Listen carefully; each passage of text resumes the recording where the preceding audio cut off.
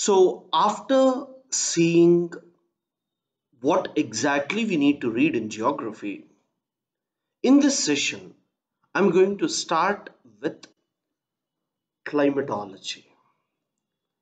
So in climatology, I will be explaining what are all the important aspects that you need to study with respect to atmosphere. So atmosphere ಬಗ್ಗೆ complete ಆಗಿ ನಾವು information ತಗೋಬೇಕು. ಅಂದ್ರೆ atmosphere ಹೇಗೆ form ಆಯಿತು, how was it formed, atmosphere ಅಲ್ಲಿ ಏನಾದ್ರೂ modifications ಆಯ್ತಾ, what are all the different layers that are present, uses of those layers, ಪ್ರತಿಯೊಂದನ್ನು ಇನ್ ಡೀಟೇಲ್ ಆಗಿ ನಾವು ಅಟ್ಮಾಸ್ಫಿಯರ್ ಟಾಪಿಕ್ ಅಲ್ಲಿ ಓದಬೇಕು. ಕ್ಲಿಯರ್? ಫಸ್ಟ್ ನಾನು ನಿಮಗೆ ಕಂಪ್ಲೀಟ್ ಕಾನ್ಸೆಪ್ಟ್ ಅನ್ನ ಎಕ್ಸ್ಪ್ಲೈನ್ ಮಾಡ್ತೀನಿ.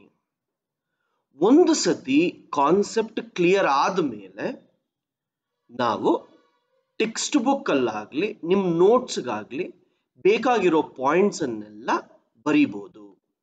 ಈ ಸ್ಲೈಡ್ಸ್ ಅನ್ನು ಕೂಡ ನಾನು ಕೊಡ್ತೀನಿ. ನಿಮಗೆ ಬೇಕು ಅಂತ ಅಂದ್ರೆ ಆ ಕಂಟೆಂಟ್ ತೋರಿಸಿದಾಗ ಅದನ್ನ ಪಾಸ್ ಮಾಡಿಕೊಂಡು ಕೂಡ ಬರೀಬಹುದು. ಫೈನ್. ಸೊ ಈಗ ಅಟ್ಮಾಸ್ಫಿಯರ್ ಹೇಗೆ ಬಂತು, ಏನು ಅನ್ನೋದನ್ನ ನೋಡೋಣ. ಇದಕ್ಕೆಲ್ಲದಕ್ಕಿಂತ ಮುಂಚೆ ನಾವು ತಿಳ್ಕೋಬೇಕಾಗಿರೋದೇನು ಅಂದ್ರೆ ಅರ್ತ್, ಭೂಮಿ, ಸೋಲಾರ್ ಸಿಸ್ಟಮ್ ಅಥವಾ ಈ ಯೂನಿವರ್ಸ್ ಹೇಗೆ ಬಂತು, ಅದಕ್ಕೆ ಕಾರಣಗಳೇನು, ಅದನ್ನ ನಾವು ಓದ್ತಾ ಹೋದಂಗೆ ನಮಗೆ ಬೇರೆ ಕಾನ್ಸೆಪ್ಟ್ಸ್ ಎಲ್ಲ ಕ್ಲಿಯರ್ ಆಗುತ್ತೆ. ಸೊ ಟು ಬಿಗಿನ್ ವಿತ್, ನಮಗೆ ಬಿಗ್ ಬ್ಯಾಂಗ್ ಥಿಯರಿ ಅಂತ ಒಂದು ಕಾನ್ಸೆಪ್ಟ್ ಇದೆ. ಸೊ ಈ ಬಿಗ್ ಬ್ಯಾಂಗ್ ಥಿಯರಿ ಅನ್ನೋದು ಯೂನಿವರ್ಸ್ ಹೇಗೆ ಸ್ಟಾರ್ಟ್ ಆಯಿತು ಅನ್ನೋದನ್ನ ಸ್ವಲ್ಪ ವಿವರವಾಗಿ ಹೇಳೋದಕ್ಕೆ ಪ್ರಯತ್ನ ಪಡುತ್ತೆ. ಆದರೆ ಇದು ಏನ್ ಪ್ರಯತ್ನ ಪಡ್ತಿದೆಯೋ ಅದು ಕರೆಕ್ಟ್ ಅಂತ ಹೇಳಲಿಕ್ಕೆ ಸಾಧ್ಯ ಇಲ್ಲ. ಯಾಕಂದ್ರೆ ನಮ್ಮ ಹತ್ರ ಪ್ರೂಫ್ಸ್ ಇಲ್ಲ. ಇವ್ರು ತಪ್ಪು ಅಂತ ಹೇಳೋದಕ್ಕೂ ಪ್ರೂಫ್ ಇಲ್ಲ, ಇವ್ರು ಸರಿ ಅಂತ ಹೇಳೋದಕ್ಕೂ ಪ್ರೂಫ್ ಇಲ್ಲ. ಆದ್ರಿಂದ ನಾವು ಇವತ್ತಿನ ಪ್ರಪಂಚದಲ್ಲಿ ಇವರು ಹೇಳಿರೋದನ್ನ ತಪ್ಪು ಅಂತ ಹೇಳಲಿಕ್ ಆಗ್ತಿಲ್ಲ. ಆದ್ದರಿಂದ ಇನ್ನೊಂದು ಥಿಯರಿ ಬಂದು ಇದನ್ನ ರೀಪ್ಲೇಸ್ ಮಾಡೋವರೆಗೂ ನಾವು ಈ ಥಿಯರಿ ಹೇಳೋದನ್ನೇ ಕರೆಕ್ಟ್ ಅಂತ ಹೇಳಬೇಕು. ನಮ್ಮ ಗವರ್ನಮೆಂಟ್ ವೆಬ್ಸೈಟ್ಸ್ ಆಗಲಿ, NCERT ಬುಕ್ಸ್ ಆಗಲಿ ಇದು ಕರೆಕ್ಟ್ ಅಂತಾನೆ ತಿಳ್ಕೊಂಡು ಪಾಠ ಮಾಡ್ತಿದೆ. ಆದ್ದರಿಂದ ನಾವಿದನ್ನ ಕರೆಕ್ಟ್ ಅಂತ ಅನ್ಕೊಂಡ್ರೆ ಈ ಎಂಟೈರ್ ಯೂನಿವರ್ಸ್ ಒಂದು ಚಿಕ್ಕ ಬಾಲ್ ಶೇಪ್ ಅಲ್ಲಿ ಇತ್ತಂತೆ. ಆ ಯೂನಿವರ್ಸ್ ಎಲ್ಲ ಹತ್ರಕ್ಕೆ ಬಂದು ತುಂಬಾನೇ ಪ್ರೆಷರ್ ಒಳಗಿತ್ತಂತೆ. ಸೊ ಈಗ ನಾವು ಯಾವ್ದಾದ್ರೂ ಒಂದು ಬೊಂಬೆನಾಗ್ಲಿ ಏನಾದ್ರೂ ಒಂದನ್ನ ತುಂಬಾ ಪ್ರೆಸ್ ಮಾಡಿದಾಗ ಅದ್ರ ಒಳಗಿರೋ ಪಾರ್ಟಿಕಲ್ಸ್ ಎಲ್ಲ ಹತ್ರ ಹೋಗಕ್ ಸ್ಟಾರ್ಟ್ ಆಗತ್ತೆ. ಅದರಿಂದ ಪ್ರೆಷರ್ ಜಾಸ್ತಿ ಆಗುತ್ತೆ ಅಲ್ವಾ? ಸೊ ಅದೇ ರೀತಿ ಇಲ್ಲೂ ಸಹ ನಿಮಗೆ ಆ ಪಾರ್ಟಿಕಲ್ಸ್ ಎಲ್ಲ ಹತ್ರ ಬಂದಿದ್ರಿಂದ ಪ್ರೆಷರ್ ತುಂಬಾ ಜಾಸ್ತಿ ಆಗಿತ್ತಂತೆ. ಸೊ ಆ ರೀತಿ ಪ್ರೆಷರ್ ಜಾಸ್ತಿ ಆದಾಗ ಏನಾಗತ್ತೆ, ಒಂದು ಟೈಮಲ್ಲಿ ಆ ಪ್ರೆಷರ್ ಎಷ್ಟು ಜಾಸ್ತಿ ಆಯಿತು ಅಂತ ಅಂದ್ರೆ ಅದು ಬ್ರೇಕ್ ಆಗೋಯ್ತು. ಅದನ್ನ ನಾವು ಬ್ಲಾಸ್ಟ್ ಅಂತ ಕರಿತೀವಿ. ಪ್ರೆಷರ್ ತುಂಬಾ ಜಾಸ್ತಿ ಆದಾಗ ಏನಾಗತ್ತೆ, ಸಡನ್ ಆಗಿ ಒಂದು ಬ್ಲಾಸ್ಟ್ ಆಗೋಗುತ್ತೆ. ಈಗ ನಾವು ಎರಡು ರಾಕ್ಸ್ ಅನ್ನ ಇಟ್ಕೊಳ್ಳೋಣ. ಒಂದು ಕಲ್ಲು ಇಟ್ಟುಬಿಟ್ಟು ಮಧ್ಯದಲ್ಲಿ ಎರಡು ದೊಡ್ಡ ಕಲ್ಲುಗಳಿಂದ ಪುಷ್ ಮಾಡಿದ್ವಿ ಅಂತ ಇಟ್ಕೊಳ್ಳಿ.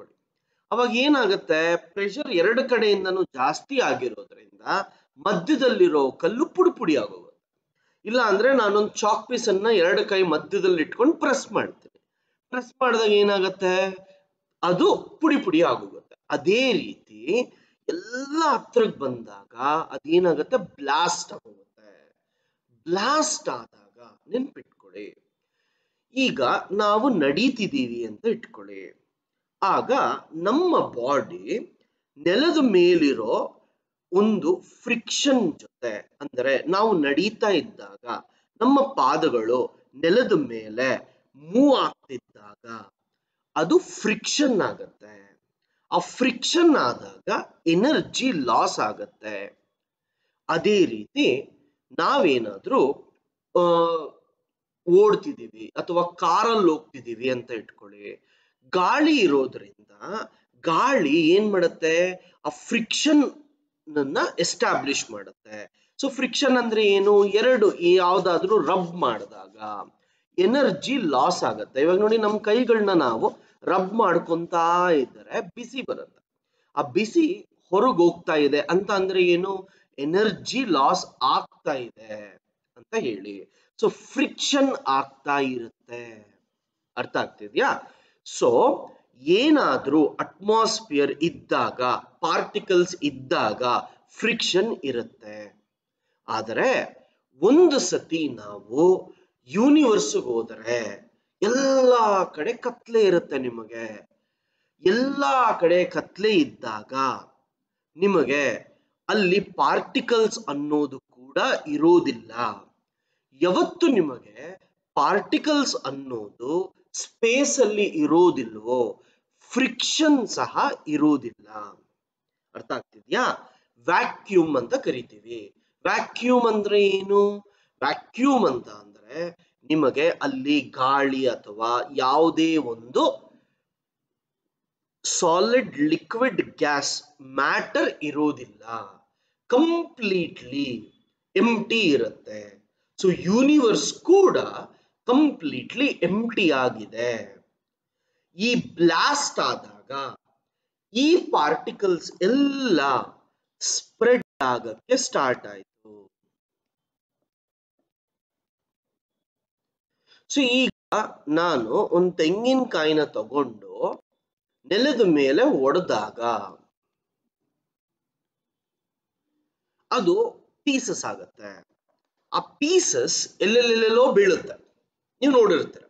ಈಗ ಒಂದೊಂದು ಪೀಸು ಒಂದೊಂದು ಸೈಜಲ್ಲಿ ಇರುತ್ತೆ, ಒಪ್ಕೊಂತೀರಾ?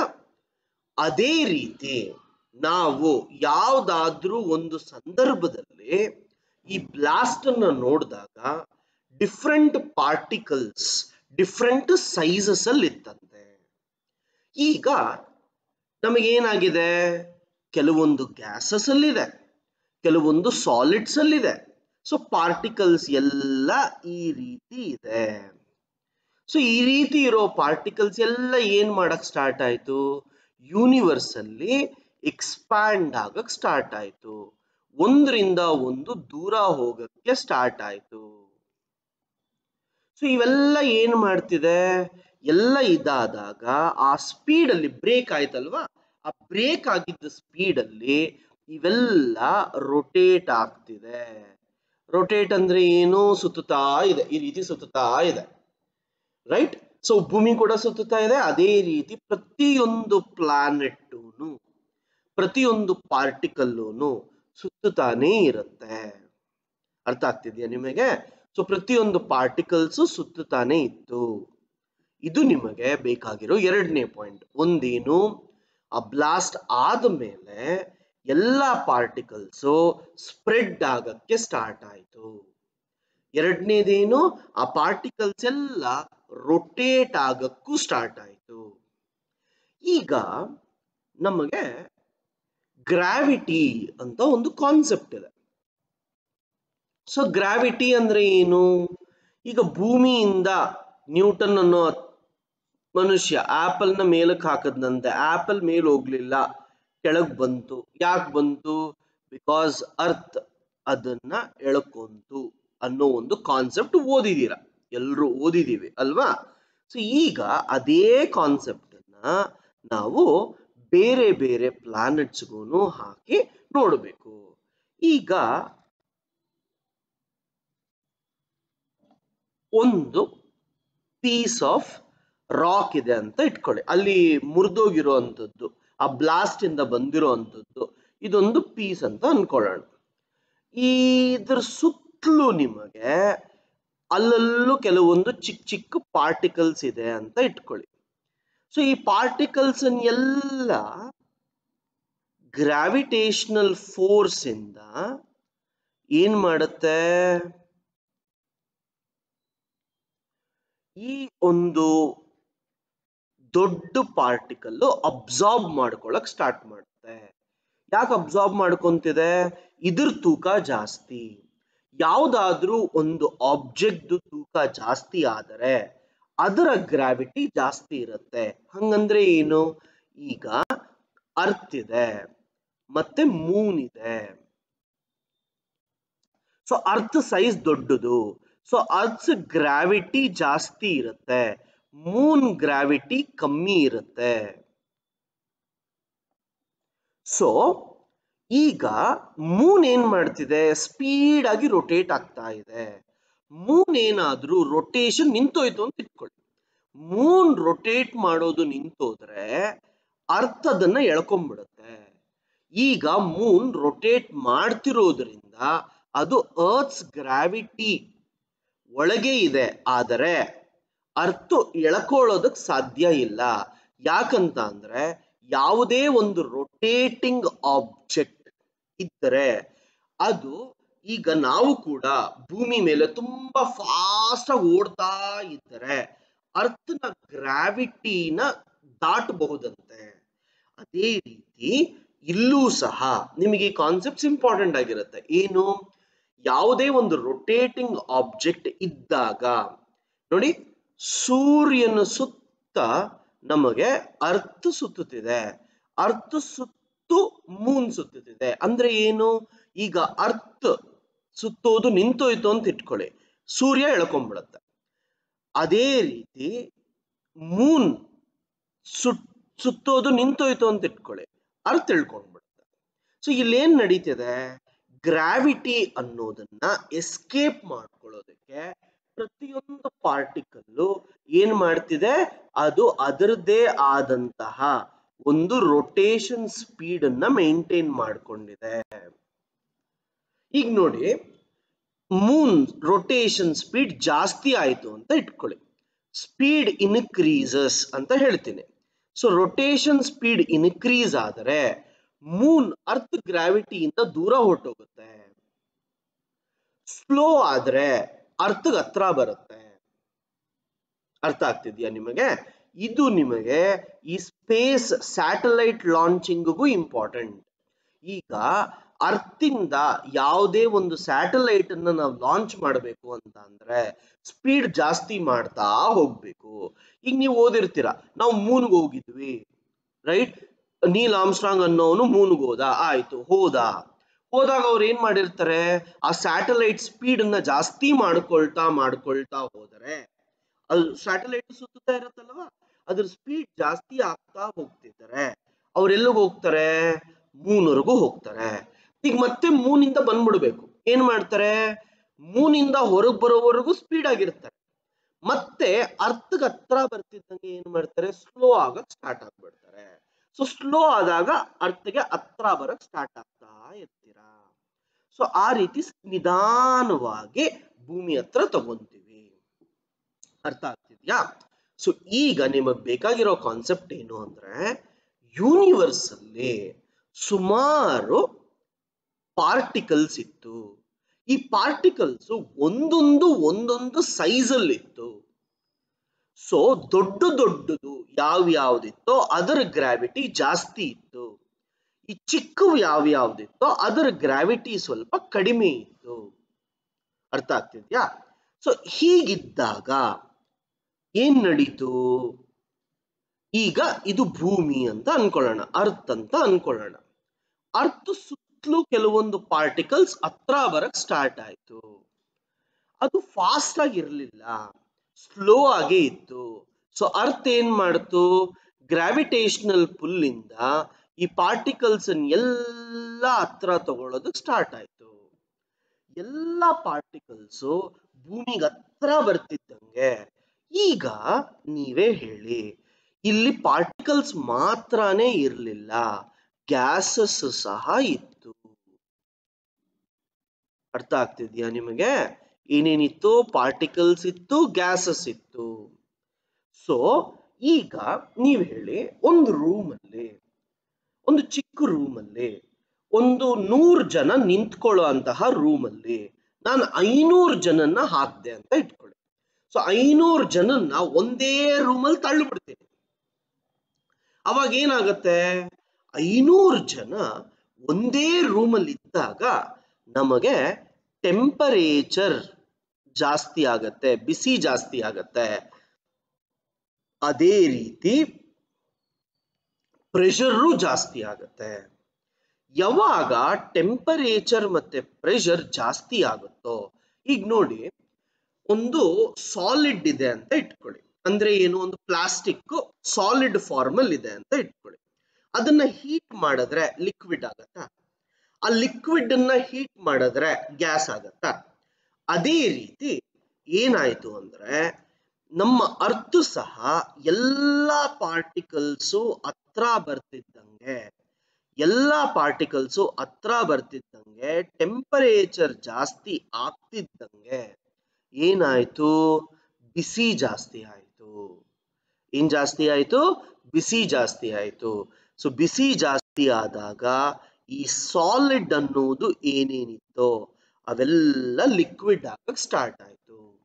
ನೋಡಿ, ಎಲ್ಲ ಪಾರ್ಟಿಕಲ್ಸು ಹತ್ರ ಬಂದಾಗ, ಆ ಪಾರ್ಟಿಕಲ್ಸ್ ಎಲ್ಲ ಹತ್ರ ಬಂದು ಟೆಂಪರೇಚರ್ ಮತ್ತೆ ಪ್ರೆಷರ್ ಜಾಸ್ತಿ ಆದಾಗ ಅದು ಲಿಕ್ವಿಡ್ ಫಾರ್ಮ್ ಆಗಿ ಕನ್ವರ್ಟ್ ಆಯಿತು. ಈ ಲಿಕ್ವಿಡ್ಗೆ ಸುತ್ತಲೂ ನಮಗೆ ಕೆಲವೊಂದು ಗ್ಯಾಸಸ್ ಕೂಡ ಇತ್ತು. ಅರ್ಥ ಆಗ್ತಿದ್ಯಾ? ನಾನು ಈ ಕತೆ ಇನ್ನೊಂದ್ಸತಿ ಹೇಳ್ತೀನಿ ನಿಮಗೆ, ರೈಟ್? ಸೊ ಈಗ ನೋಡಿ ಏನ್ ನಡೀತಿದೆ. ಈ ಒಂದು ಪಾರ್ಟಿಕಲ್ ಇದೆಯಾ, ಫಸ್ಟ್ ಒಂದು ದೊಡ್ಡ ಪಾರ್ಟಿಕಲ್ ಇತ್ತಾ, ಆ ದೊಡ್ಡ ಪಾರ್ಟಿಕಲ್ ಬೇರೆ ಚಿಕ್ಕ ಚಿಕ್ಕ ಪಾರ್ಟಿಕಲ್ಸ್ನೆಲ್ಲ ಅಬ್ಸಾರ್ಬ್ ಮಾಡ್ಕೊಳಕ್ ಸ್ಟಾರ್ಟ್ ಆಯ್ತಾ? ನೋಡಿ, ದೊಡ್ಡ ಪಾರ್ಟಿಕಲ್ ಇದ್ದಿದ್ದನ್ನ ನಾವೇನಂತ ಕರಿತೀವಿ? ಪ್ಲಾನೆಟೆಸಿಮಲ್ ಅಂತ ಕರಿತೀವಿ. ಏನಂತ ಕರಿತೀವಿ?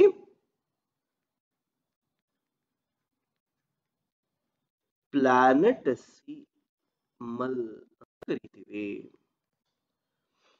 ನೋಡಿ ಈಗ ಫಸ್ಟ್ ಏನೇನಾಯ್ತು?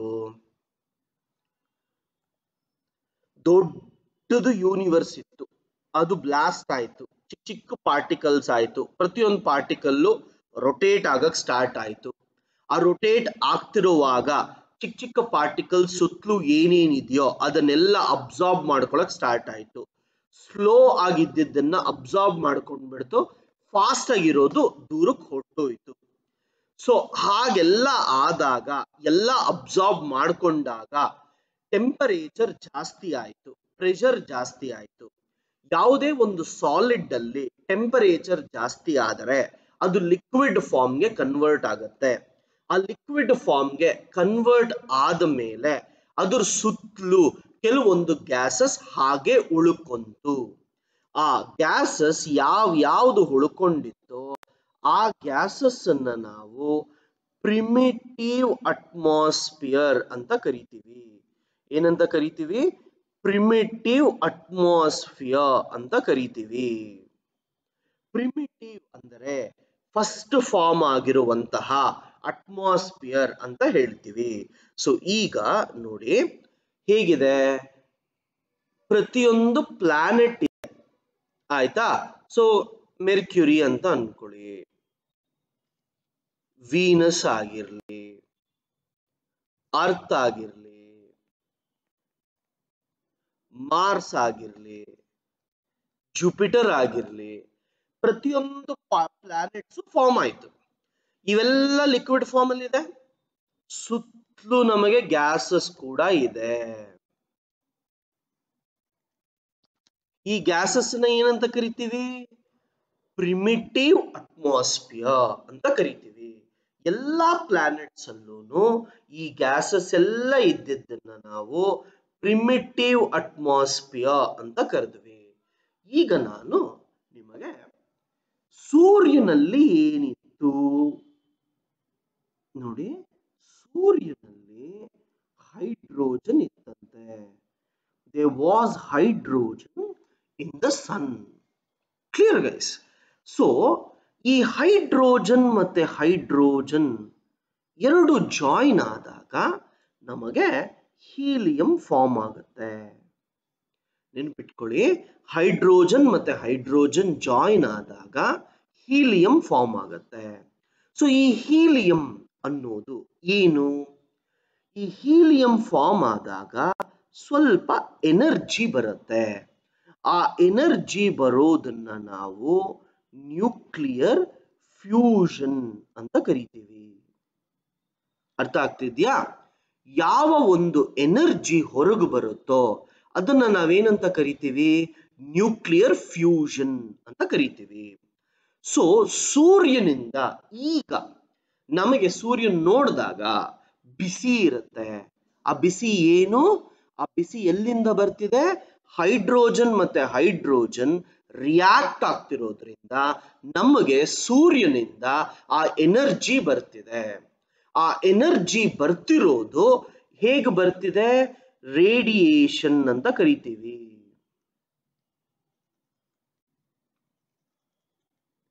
ಸೂರ್ಯನ ಕಿರಣ ಭೂಮಿ ಮೇಲೆ ಬರ್ತಿದೆ, ಅದನ್ನೇನಂತ ಕರಿತೀವಿ? ರೇಡಿಯೇಷನ್. ನಾನು ಇದನ್ನೆಲ್ಲ ಅಳಿಸ್ಬಿಡ್ತೀನಿ, ನನಗೆ ಈಗ ಸದ್ಯಕ್ಕೆ ಇದು ಬೇಡ. ಮತ್ತೆ ಈ ಕಾನ್ಸೆಪ್ಟ್ ನೋಡೋಣ. ಈಗ ನನಗೆ ಬೇಕಾಗಿರೋದೇನು ಅಂದ್ರೆ ಸೂರ್ಯನ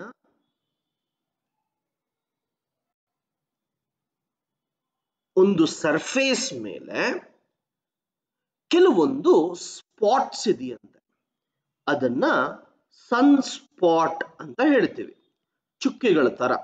ಈಗ ಚಂದ್ರನ ನೋಡಿದ್ರೆ ಮಚ್ಚೆಗಳು ಕಾಣಿಸುತ್ತಲ್ವಾ, ಅದೇ ರೀತಿ ಸೂರ್ಯನಲ್ಲೂ ಕೆಲವೊಂದು ಮಚ್ಚೆಗಳಿರ್ತವೆ. ಅದನ್ನ ಸನ್ ಸ್ಪಾಟ್ಸ್ ಅಂತ ಕರಿತೀವಿ.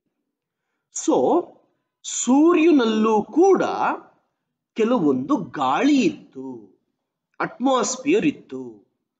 ಸೊ ಇದೆಲ್ಲ ಸೂರ್ಯ ಬಿಸಿ ಆಗ್ತಿದ್ದಂಗೆ ಏನಾಯ್ತು? ಸೂರ್ಯ ಬಿಸಿ ಆಗ್ತಿದ್ದಂಗೆ ಸೂರ್ಯನಿಂದ ಸ್ವಲ್ಪ ಗಾಳಿ ಬರಕ್ ಸ್ಟಾರ್ಟ್ ಆಯ್ತು. ಇದಕ್ಕೊಂದು ಎಕ್ಸಾಂಪಲ್ ಕೊಡ್ತೀನಿ. ಈಗ ನಾನು ಕಟ್ಟಿಗೆನ ತಗೊಂಡು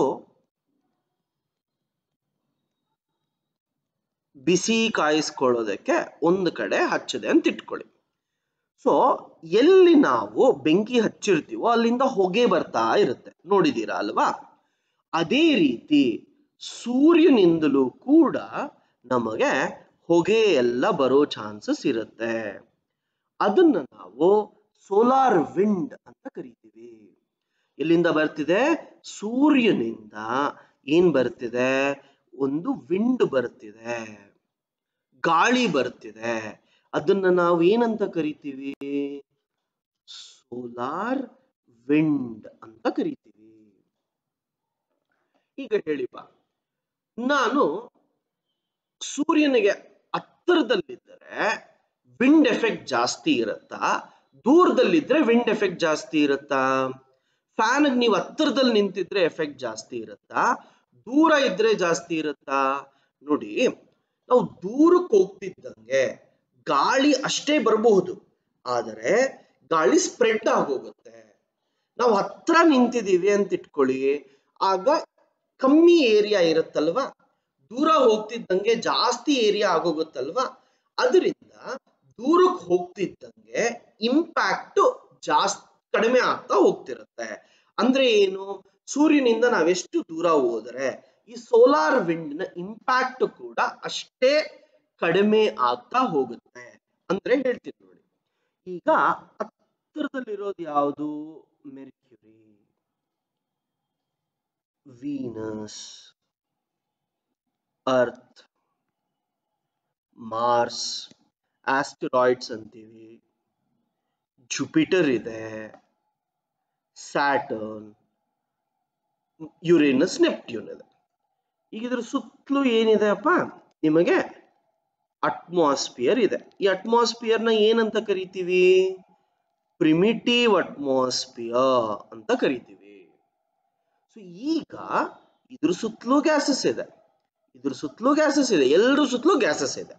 ಈಗ ಏನಾಯ್ತು, ಈ ಸೋಲಾರ್ ವಿಂಡ್ ಬರ್ತಿರೋದ್ರಿಂದ ಈ ಮೆರ್ಕ್ಯುರಿ ಸುತ್ತಲೂ ಇರುವಂತಹ ಗಾಳಿ ಕಂಪ್ಲೀಟ್ ಆಗಿ ಹೊರಟೋಯ್ತು. ವೀನಸ್ ಸುತ್ತಲೂ ಇರೋ ಗಾಳಿ ಕಂಪ್ಲೀಟ್ ಆಗಿ ಹೊರಟೋಯ್ತು. ಅರ್ತ್ ಸುತ್ತಲೂ ಇರೋದು ಹೋಯ್ತು, ಮಾರ್ಸ್ ಸುತ್ತಲೂ ಇರೋದು ಹೋಯ್ತು.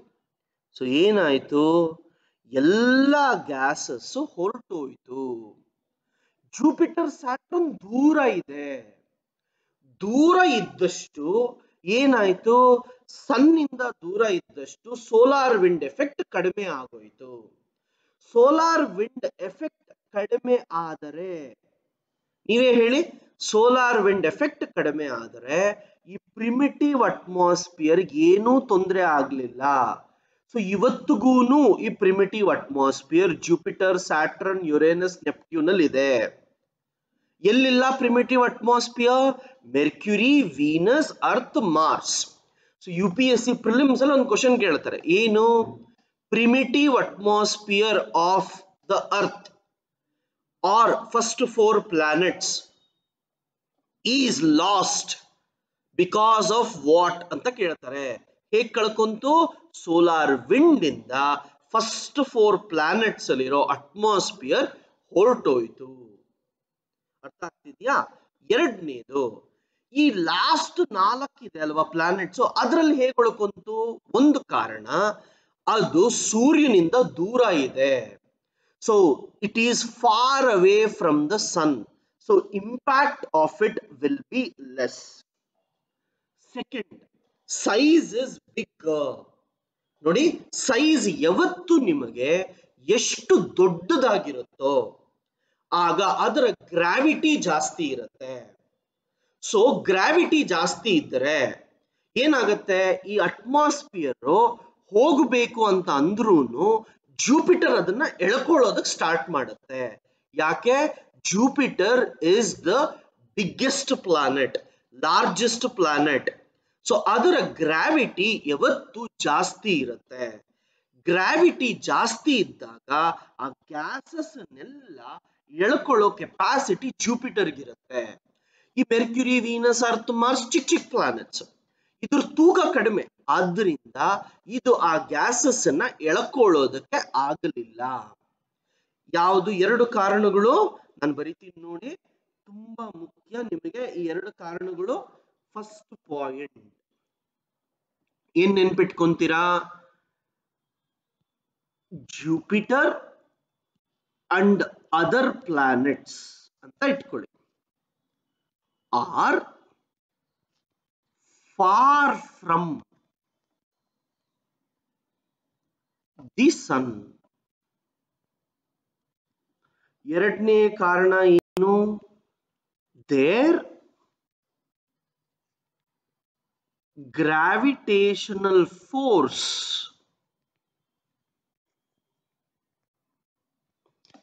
Is more.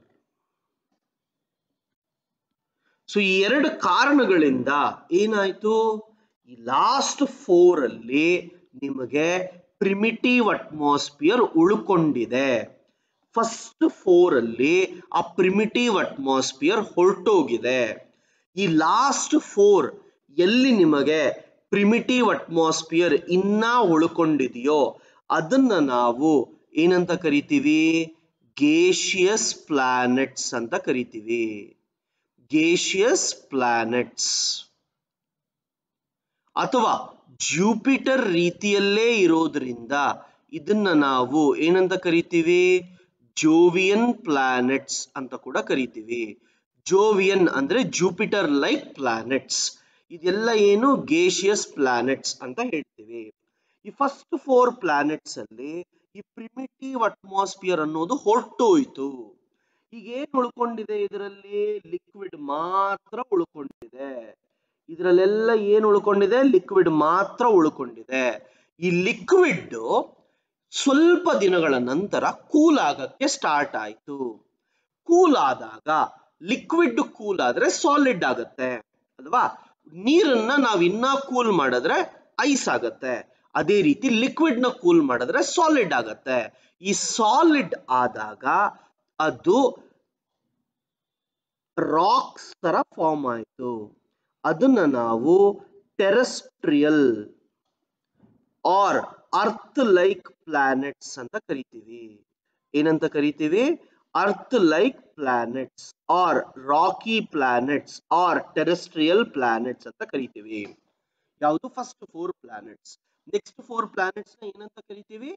Jovian planets R gaseous planets ಅಂತ ಕರಿತೀವಿ. ಈ ಗ್ಯಾಸಸ್ ಅನ್ನ ಏನಂತ ಕರಿತೀವಪ್ಪ? ಪ್ರಿಮಿಟಿವ್ ಅಟ್ಮಾಸ್ಫಿಯರ್ ಅಂತ ಕರಿತೀವಿ. ಈಗ ನಾನು ನಿಮಗೆ ಒಂದು ಪ್ರಿಲಿಮ್ಸ್ ಕ್ವಶನ್ ನ ಹೇಳ್ತೀನಿ ನೋಡಿ.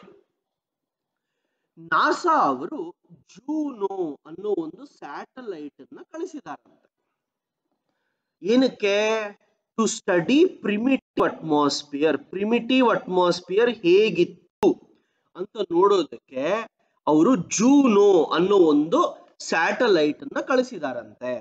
ಈ ಜೂನೋ ಸ್ಯಾಟಲೈಟ್ ಯಾವ ಒಂದು ಪ್ಲಾನೆಟ್ ನ ಸ್ಟಡಿ ಮಾಡಕ್ಕೆ ಹೋಗಿದೆ ಅಂತ ಕೇಳ್ತಾರೆ. Juno satellite is launched by NASA to study which of the following ಅಂತ ಕೇಳ್ತಾರೆ ನೋಡಿ. Is it to study Mercury? Is it to study Venus? Is it to study Mars? Or is it to study Jupiter? ಇವಾಗ ನೋಡಿ, ನಿಮಗೆ ಗೊತ್ತಿಲ್ಲ, Juno ಅನ್ನೋದು ನೀವು ಓದೇ ಇಲ್ಲ, ಆದ್ರೆ ನಿಮಗೆ ಗೊತ್ತು ಪ್ರಿಮಿಟಿವ್ ಅಟ್ಮಾಸ್ಫಿಯರ್ ಅನ್ನೋದು ಮೆರ್ಕ್ಯುರಿನಲ್ಲಿ ಇರಲ್ಲ, ವೀನಸ್ ಅಲ್ಲಿ ಇರಲ್ಲ, ಮಾರ್ಸ್ ಅಲ್ಲಿ ಇರಲ್ಲ. ಎಲ್ಲಿರುತ್ತೆ? ಜುಪಿಟರ್ ಅಲ್ಲಿ ಇರುತ್ತೆ. ಸೊ ಜುಪಿಟರ್ ಅನ್ನೇ ಕಂಪ್ಲೀಟ್ ಆಗಿ ಸ್ಟಡಿ ಮಾಡಕ್ಕೆ ಹೋಗಿರಬಹುದು ಅಂತ ಹೇಳಿ ನಾವು ಆನ್ಸರ್ ಬರೀಬೇಕು. ಇದನ್ನೇ ನಾವು ಎಲಿಮಿನೇಷನ್ ಟೆಕ್ನಿಕ್ ಅಂತ ಕೂಡ ಹೇಳ್ತೀವಿ. ನಮಗ್ ಗೊತ್ತಿರೋ ನಾಲೆಜ್ ಅಲ್ಲೇ ಫ್ಯಾಕ್ಟ್ಸ್ ಯಾವ್ದಾದ್ರು ಗೊತ್ತಿಲ್ಲ ಅಂತ ಅಂದಾಗ ಅಪ್ಲೈ ಮಾಡಿದ್ರೆ ನಿಮಗೆ ತುಂಬಾ ಈಸಿಯಾಗಿ ಅರ್ಥ ಆಗತ್ತೆ. I hope it is clear. So ಈಗ ಹೇಳಿ, 2 ಕ್ವಶನ್. ಒಂದೇನು? ಫಸ್ಟ್ 4 ಪ್ಲಾನೆಟ್ಸ್ ಅಲ್ಲಿ ಅಟ್ಮಾಸ್ಫಿಯರ್ ಹೇಗೆ ಲಾಸ್ ಆಯ್ತು? ಸೋಲಾರ್ ವಿಂಡ್ ಇಂದ. ಲಾಸ್ಟ್ 4 ಪ್ಲಾನೆಟ್ಸ್ ಹೇಗೆ ಗ್ಯಾಸಸ್ ನಿಟ್ಕೊಂತು?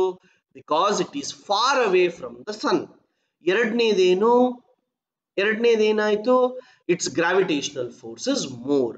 ಇವತ್ತಿಗೂ ನೀವು ಆ 4 ಪ್ಲಾನೆಟ್ಸ್ ಗ್ಯಾಸಸ್ ಫಾರ್ಮ್ ಅಲ್ಲೇ ಇದೆ.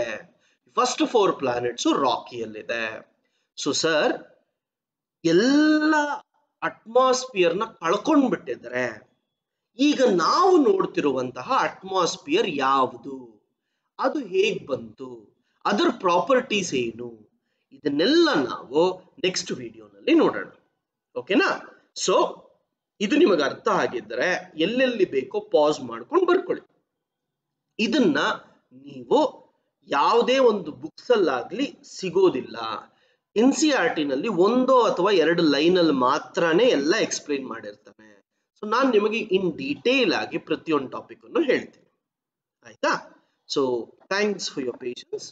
2ನೇ ಅಟ್ಮಾಸ್ಫಿಯರ್ ವಿಡಿಯೋನಲ್ಲಿ ನಾನು ಅಟ್ಮಾಸ್ಫಿಯರ್ ಹೇಗೆ ಫಾರ್ಮ್ ಆಯಿತು, ಟೆಂಪರೇಚರ್ ಏನು, ಪ್ರೆಷರ್ ಏನು, ಅವುಗಳನ್ನೆಲ್ಲ ನೋಡೋಣ. Thank you guys.